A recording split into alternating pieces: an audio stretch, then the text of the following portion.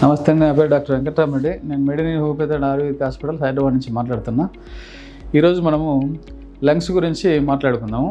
ఈ లంగ్స్ అనేటివి మన బాడీలో చాలా పెద్ద ఆర్గాన్స్. లెఫ్ట్ అండ్ రైట్ మనకు 2 లంగ్స్ అనేటివి ఉంటాయి. Right lung 3 lobes, left lung 2 lobes ఉంటాయి. ఆ దేవుడు మనకు ఒక స్ట్రక్చర్ అయితే ఇచ్చాడు. ఆ మధ్యలో ఒక నాచ్ లాగా పెట్టిండు, ఎందుకంటే అది హార్ట్ని కూర్చోబెట్టడానికి. ఈ లెఫ్ట్ రైట్ లంగ్లో మనకు మనం తీసుకునే ఎయిర్ అంతా ఆ బ్యాగ్లోకి వెళ్ళిపోయి మన బాడీలో ఉండే వేస్ట్ మెటీరియల్ అంతా ఈ బ్లడ్ వెయిన్స్ ద్వారా లంగ్స్లోకి తీసుకొచ్చి ఆ లంగ్స్లో ప్యూరిఫై మళ్ళీ మనకు హార్ట్కి వెళ్ళిపోయి హార్ట్ నుంచి మళ్ళీ ప్యూరిఫై బ్లడ్ మన బాడీకి సప్లై అవుతుంది. ఇది మన లంగ్స్ మనకు ఆ దేవుడు ఇచ్చిన మంచి వరము. ఈ లంగ్స్ లేకపోతే అంటే మనం గాలి ఒక్క నిమిషం కూడా దాన్ని మనం ఆపలేము.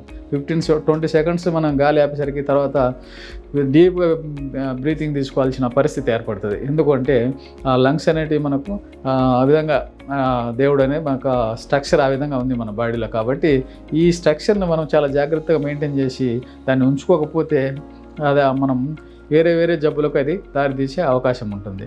ఇది ఏంటంటే మనకు అక్యూట్ బ్రాంకైటిస్ అని చెప్పి ఒక ఇన్ఫెక్షన్ ద్వారా ఏదన్నా వచ్చినా, లేదా మనం కొన్ని ఫ్రీక్వెంట్గా కెమికల్స్ కొన్ని ఎక్స్పోజ్ అయితే దానివల్ల కూడా మనకు ఈ బ్రాంకియల్ ఆస్తమా లాంటివి స్టార్ట్ అవుతాయి.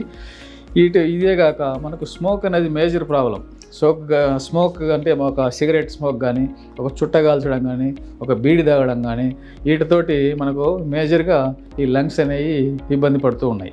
మీకు మామూలు ఎగ్జాంపుల్ చెప్పాలంటే, మనం ఒక స్టవ్ దగ్గర ఒక పన్నెం మీద ఒక స్టవ్ దగ్గర మనం ఒక పొయ్యిని చూస్తూ ఉంటాం. ఈ రోజుల్లో ఒక చిమ్నీ అని చెప్పి మనం దానిపైన ఒకటి పెడుతున్నాం, ఎందుకంటే దాని లేచిన పొగ అంతా బయటకు వెళ్ళాలని చెప్పి. అక్కడున్న ఆ స్టవ్ మీద మనకు పూర్వం ఇళ్ళ దగ్గర ఉన్న పొయ్యిలు వదిలేయండి. ఇప్పుడు మోడర్న్ మన ఈ లైఫ్ స్టైల్లో ఒక స్టవ్ మీద ఒకటి పెట్టి మనం ఒక స్టవ్ అనేది ఒక కిచెన్ ఒక ఏరియాలో ఉంటుంది కాబట్టి ఆ కిచెన్లోకి మనం వెళ్ళి చూస్తే ఆ స్టవ్ ఉన్న దగ్గర ఆ గోడంతా పొగ చూరేయడం అంటాం. ఆ పొగ చూరంటే అది అంతా నల్లగా అయిపోయి ఉంటుంది. మనం ఆ చిమ్నీ పెట్టి గోడ నల్లగా వద్దని వదిలేస్తున్నాం. వదిలేసిన ఆ చిమ్నీ ఎంతవరకు పైన ఉందో ఆ పైన కూడా మనకు ఈ పొగ చూరడం అనేది మనం చూస్తూ ఉంటాం. అంటే ఈ సిగరెట్ బీడీ వల్ల అంటే ఎంత ఫిల్టర్ వేసేసి సిగరెట్లు తాగినా, ఎంత కాస్ట్ పెట్టి ఒక సిగరెట్ తాగినా, ఒక పేషెంట్ వచ్చి అంటారు, డాక్టర్ సాబ్ నా సిగరెట్ ఒకటి 50 రూపాయలు 40 రూపాయలు పెట్టి తాగుతున్నాడు డాక్టర్ సాబ్, అది మంచిదే కదా అంటారు. దాని మీద రాసి ఉంటుంది కదా, మంచిది అయితే cigarette smoking is injurious to health అని ఎందుకు రాసి ఉంటుంది?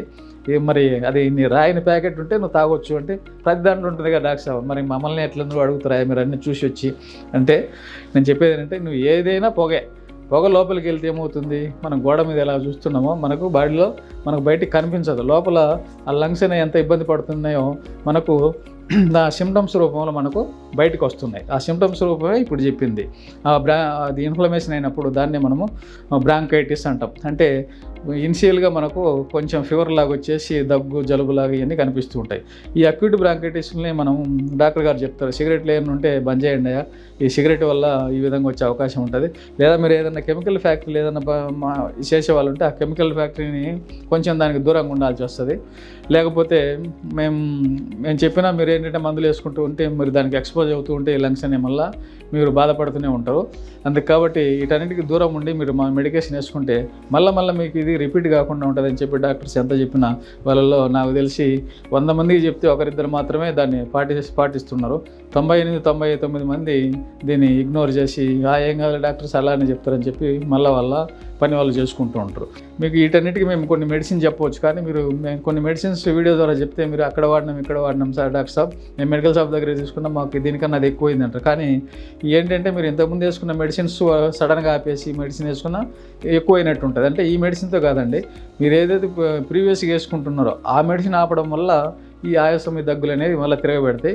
ఈ హోమియోపతి మందు మనకు దీని ఎఫెక్ట్ వచ్చేసరికి 15-20 డేస్ అవుతుంది. కాబట్టి మీరు దీన్ని వాడేటప్పుడు ఆ మెడిసిన్ కూడా దీనికి సైడ్గా వాడాల్సి వస్తుంది. కాబట్టి అందుకే ఇటువంటి క్రానిక్ డిసీజెస్ వీటన్నిటికి కూడా మీరు డాక్టర్ గారి సలహాలు తీసుకుంటే డాక్టర్ గారు దాని గురించి క్షుణ్ణంగా మీకు ఎక్స్ప్లెయిన్ చేసి ఆ డిసీజ్ నుంచి మిమ్మల్ని బయటపడేయగలరు.